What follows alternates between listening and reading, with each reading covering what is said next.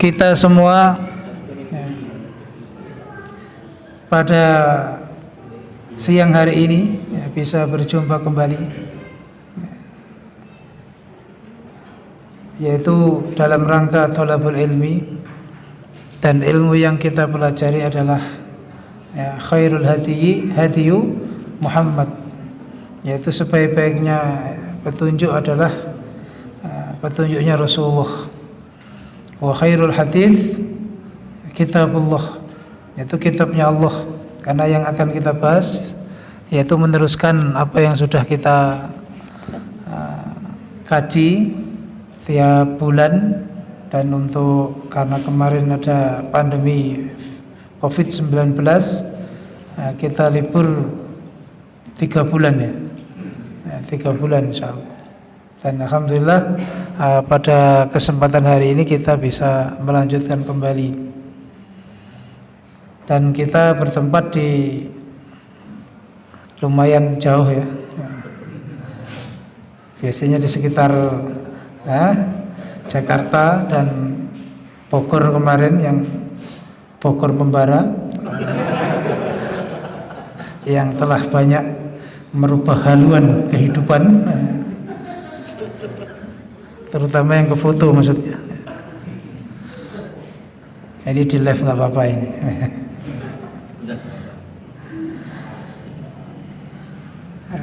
Kemudian setelah khatam, dalam khataman yang penuh dengan kenangan,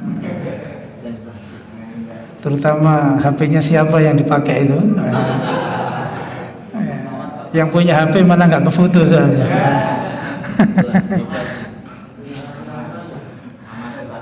Kita tapi nasibnya sama ya. Tapi kurang populer.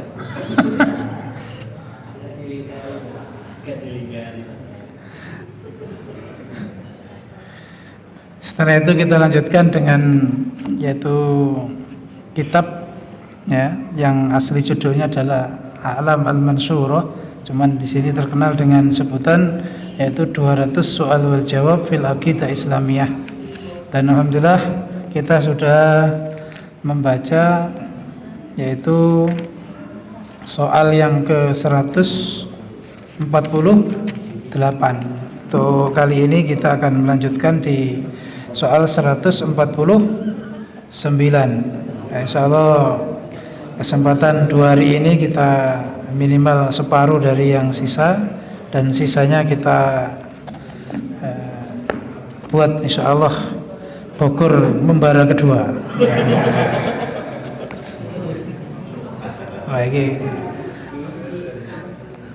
menceritakan rencana jadinya ini. Ya, setiap mengaji memang harus membara ya.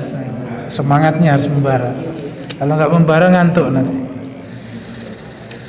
Alhamdulillah pada kesempatan ini kita bertempat di sebuah sekolah, mulai tadi sudah disebutkan, mulai TK, SD, SMP, SMK. Ini juga insyaallah motivasi bagi kita semua agar kedepannya juga kita mempunyai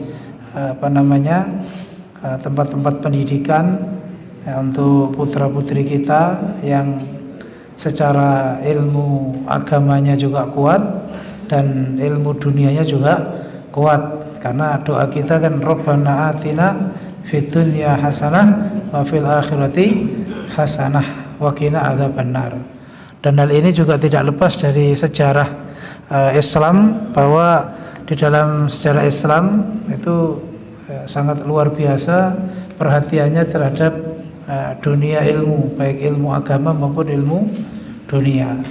Seperti ini lepas dari ada beberapa penyimpangan akidah, tapi perhatian terhadap ilmu pengetahuan Islam itu luar biasa.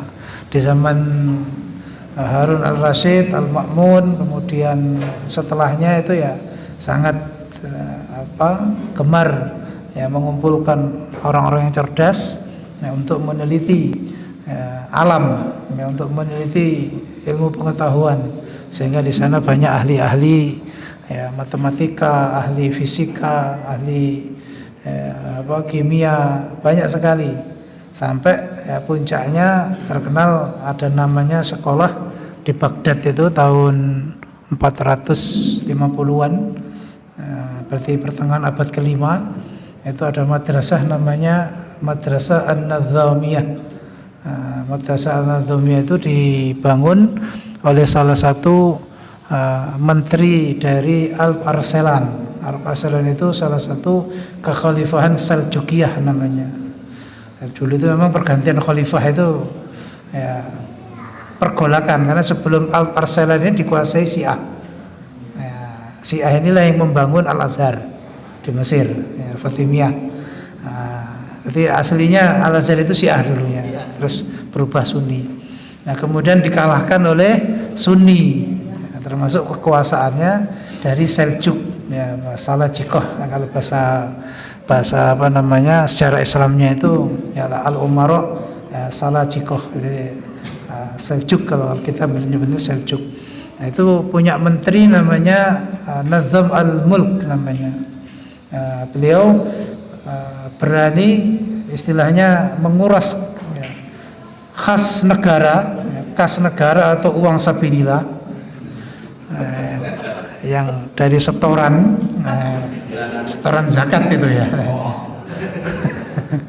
Itu banyak dikuras untuk pendidikan, ya, membangun sekolah namanya Nizamiyah sesuai namanya. Itu tidak hanya agama, memang target utamanya sekolah itu dibangun untuk memberantas paham Syiah. Jadi uang negara itu, uang kekhalifahan banyak sampai dilaporkan gitu. Ini menghabiskan kas negara sehingga sektor yang lain kekurangan, karena banyak untuk pendidikan. Begitu dilaporkan, Nazam al-Mulk memberi keterangan bahwa ilmu itu dibangun ya untuk justru dengan kekuatan ilmu akan memperkuat kekuasaan. Jadi kalau orang di kekhalifahan itu dikuatkan dengan pasukan dan sebagainya, mungkin setelah itu habis. Tapi kalau dengan ilmu, masa depan pemudanya itu adalah orang-orang yang hebat, maka itu akan menjadi kuat.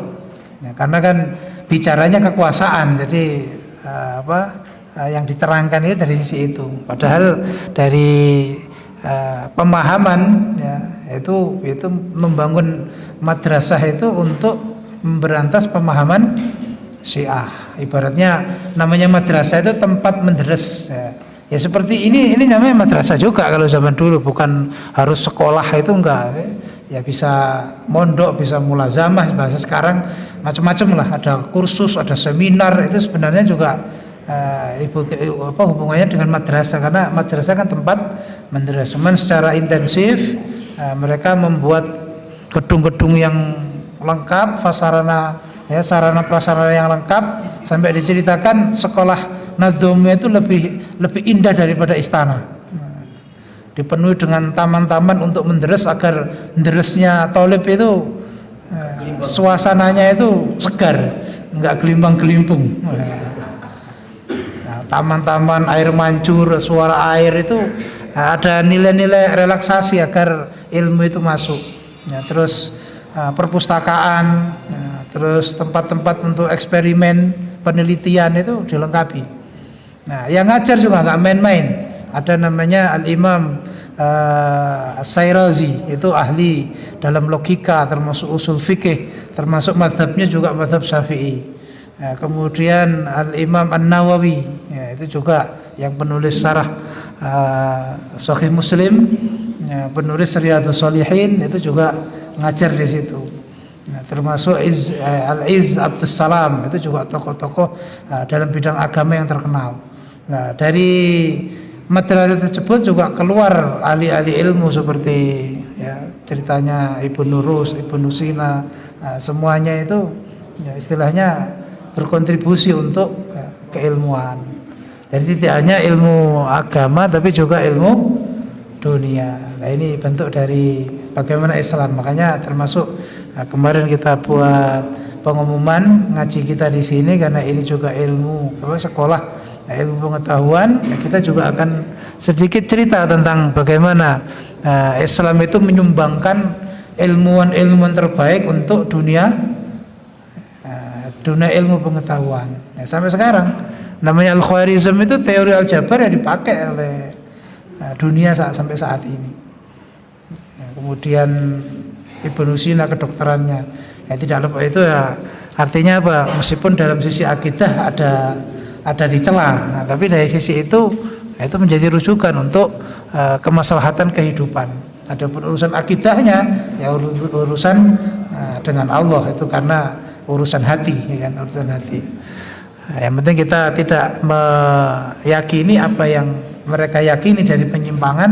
Nah, kita mengambil maslahat bagaimana menjadi atau mendapatkan kehidupan yang lebih baik. Jazakumullah khairan.